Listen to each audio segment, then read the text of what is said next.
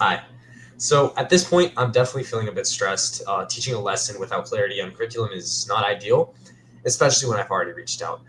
Instead of waiting passively, I think it would be best to shift into problem solving mode and try and figure out what it is that from my end I can kind of do and I guess problem solve best for the situation that I'm in now. So first, I'd want to review the curriculum that I do have. You can try to identify the core objective of the lesson. I can try just Googling and seeing if there's material that's close to mine and seeing what it is that they're teaching in theirs and how that aligns with mine. I can educate myself more on the lesson itself and try and just be more aware of what it is that I'm teaching and what they're trying to, I guess, what the fellows program is trying to get across to its students.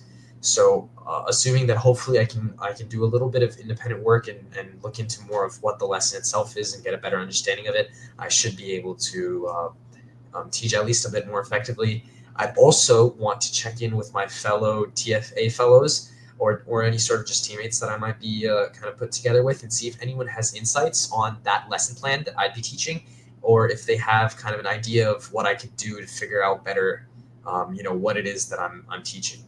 Um, I think peers are definitely a fantastic way to go about it when your superiors aren't responding, and it definitely helps with um, because I'm sure they might have been in a similar situation or they might know what to do. So aside from reaching out to my peers and independently reviewing it, I'd also want to send a polite follow up message to my site leader, kind of flagging the urgency and outlining what I plan to do so they're in the loop. Irrespective of whether I think they're not going to respond or whether they will respond, I think it's best that I keep them updated from my end with what I'm doing.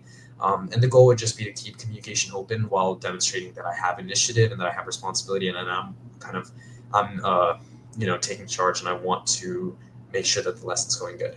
In the future, however, I think the most important part is just being proactive. Maybe instead of reaching out whenever I did reach out a week before that, if I know that it takes a while to get a response, just kind of understanding what the flow of information is in this organization and catering my questions to that instead of trying to make people cater to me. I think I'd also make it a habit to connect with peers or mentors, just so in the case that something happens like this, I have someone to reach out to. As I said in my earlier part of the response. At the end of the day, my priority is just making students receive a thoughtful, engaging lesson, even if that means stepping up and kind of adapting to when plans don't go perfectly. Thank you.